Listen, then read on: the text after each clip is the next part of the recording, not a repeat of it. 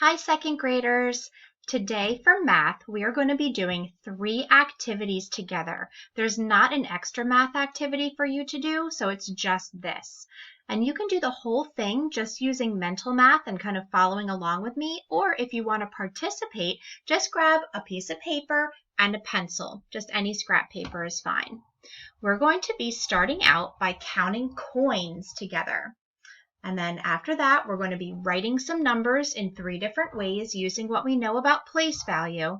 And then finally, we're going to do a word problem together. So we're going to start out by counting coins. And I have drawn a bunch of different types of coins and even a dollar bill on here. We're going to count up the total value or amount of coins that we have. So just as a little reminder, let's talk about how much each of the coins is worth in cents. Okay, so we know that this is a dollar bill, and a dollar bill is worth 100 cents. Okay, this is a quarter, a Q for quarter, D for dime, N for nickel, P for penny. I have a little poem that I'm going to read you that will help to remind you of the value of each coin. Ready? Penny, penny, easily spent, copper brown and worth 1 cent. Nickel, nickel, thick and fat, you're worth 5 cents, I know that. Dime, dime, little and thin, I remember you're worth 10. Quarter, quarter, big and bold, you're worth 25, I'm told. Okay, so we have a quarter, which is worth 25, a dime is worth 10, a nickel is worth 5, and a penny is worth 1. So I'm going to start over here with our dollar, and I'm going to write the amount, the total amount as I go. So we just said that a dollar is worth 100 cents. Now if I add on a quarter, that would be like adding on 25 cents. So my new total will be 125 cents. If I add on another quarter, I'm going to get 150 cents. And then another quarter, so 25 more cents, will be 175 cents.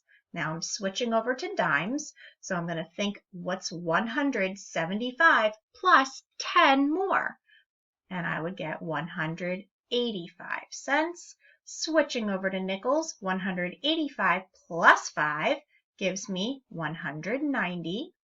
And then a penny is adding just 1 more cent, so 191 cents, 192 cents, and 193 cents. Okay, so this is my total amount of money here, 193 cents. We know how to write a total amount of money using cents and dollars. So if you want to pause me for a second and go ahead and write down the amount using dollars, you can. All right, let me show you how we do it. We're going to start with our dollar sign.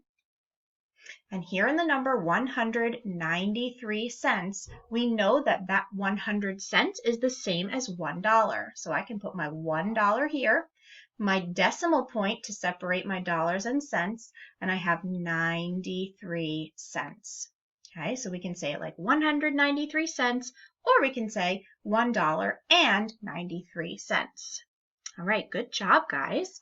I'm going to erase this because now we're going to move on to the next part, and this is where you will need your paper if you want to participate with me.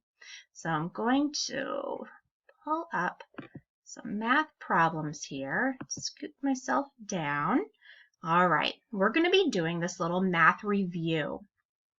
We are going to think about each one of these numbers, 46, 132, and 475, and we're going to write them in 3 different ways. We're going to start by writing each number, or we're going to start with 46. We're going to start by writing it in expanded form.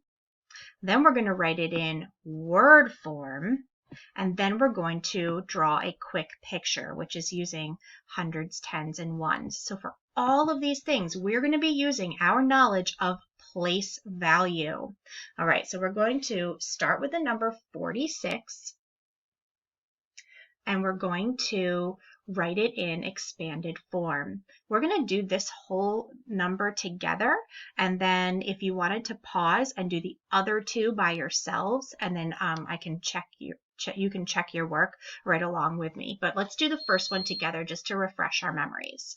Okay, so when we're starting with expanded form, if you remember, means we are going to be expanding or stretching out or making this number bigger, right? Because we know that in the number 46, there's not just a 4 and a 6. We know that this 4 has a value of 4 tens, which is 40. Okay, so I'm going to start with the number here. I put an equal sign for expanded form, and I think to myself, all right, this 4 is in the tens place. That means it's 4 tens, which is 40. So I'm going to write a 40 here. Now I'm looking at the 6. This 6 is in the ones place. That means it's just 6 little ones. So I can put my plus sign and my 6 right here. So 46 in expanded form is 46 equals 40 plus 6. Okay, now I'm going to write 46 in word form, right? So word form is where you are actually writing out the word 40 and 6. Okay, so I'm going to start right here and write the word 40 and then 6. You probably noticed how I put a hyphen here. Every time that I'm connecting the decade number, that's like my counting by tens number, 10, 20, 20, 30, 40, 50, 60, with the ones, I connect them with a hyphen. So 46 is 40 hyphen 6. And don't worry about the spelling, just do your best to kind of stretch it out. And then finally, we're going to do a quick picture. That's where we are going to draw the number 46 using hundreds, tens, or ones. All right, so in the number 46, do I have any hundreds to write? No, I'm not going to draw any hundreds. I know that 40 is 4 tens, 10, 20, 30, 40. And then the 6, I would just draw 6 little ones. And I like to kind of bundle them in groups of 5 as I'm drawing my my ones, because it helps me count them a little bit faster. All right, so now if you wanted to pause and do the same thing for the numbers 132 and 475, you can. And then as soon as you're done, unpause and we'll check your work together.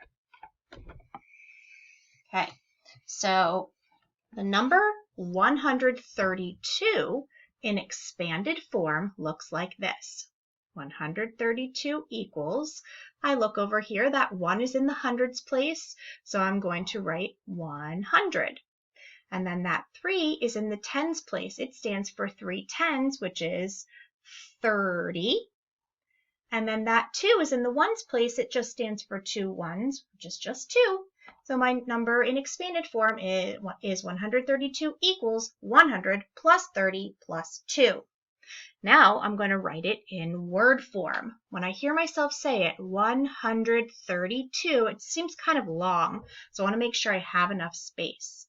I'm going to start here with 100,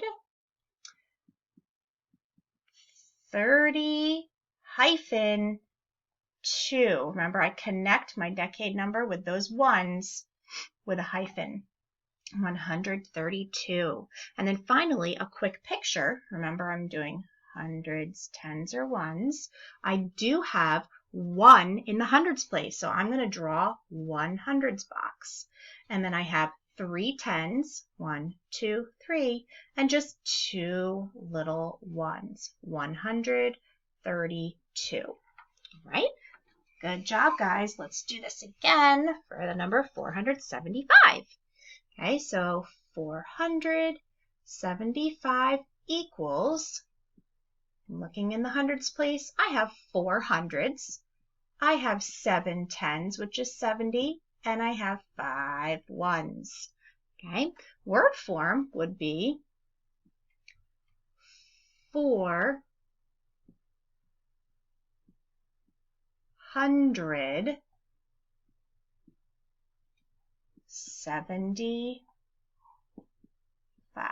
With a hyphen right in the middle of 70 and 5. And then finally, our quick picture will look like this. 100, 200s, 300s, that's 4 hundreds. Now I need to do 7 tens, 1, 2, 3, 4, 5, 6, 7, and 5 ones, 1, 2, 3, 4, and 5.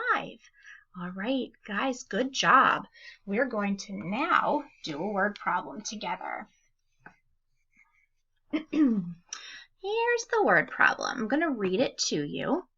And then if you want to pause and try to solve it on your own, you can, or you can just listen to my explanation and do it right along with me. So the word problem says, Amelia bought a bag of chocolate chips to make cookies. The bag held 102 chocolate chips. She put 78 chocolate chips in her cookie dough mix. How many chocolate chips were left in the bag? Now, I think I might know how to solve this problem, but whenever I read a word problem, I always go back into it and read it usually 2 or even 3 more times, because it's really important for me to try to figure out what is this problem asking us to do, and what are these numbers? Are they the total?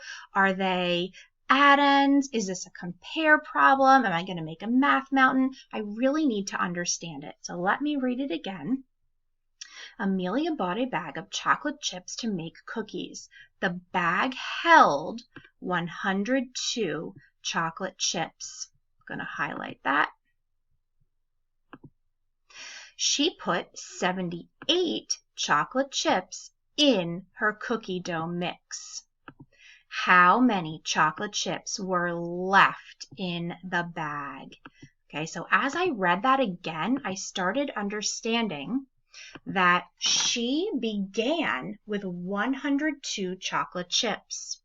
Then she put 78 in her cookie dough mix. So she used them. They are gone. But we are trying to figure out how many are left. So we know that 102 is the total.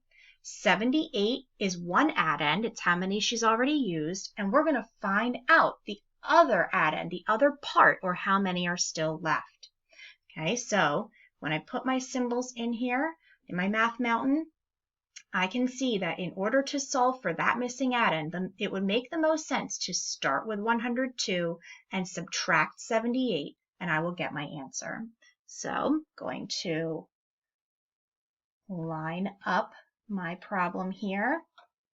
Notice how I am putting my ones in line and my tens are in line, and I only have a 100 on the top. So I'm going to start here and ask myself, can I do 2 minus 8? And the answer is, nope, I cannot do that. So I'm going to need to come over here and try to ungroup the tens, except I'm having a little problem because I can't ungroup the 0. There's nothing to ungroup. So let me hop over to the hundreds. I'm going to ungroup the 100, and now I have 0 hundreds. But since I've ungrouped it, I have 10 tens. All right? So now I'm in good shape for the tens, but remember, I still need to go back over and ungroup the tens so that I can have more ones. So now I only have 9 tens left, but I have 12 ones. So I'm going to do 12 minus 8 equals, 4. And I can do 9 minus 7 equals 2.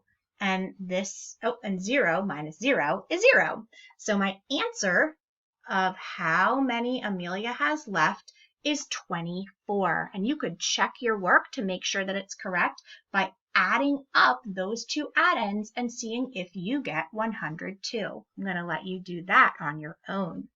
All right, great job in math today, Cardinals. I'll see you later for some more learning.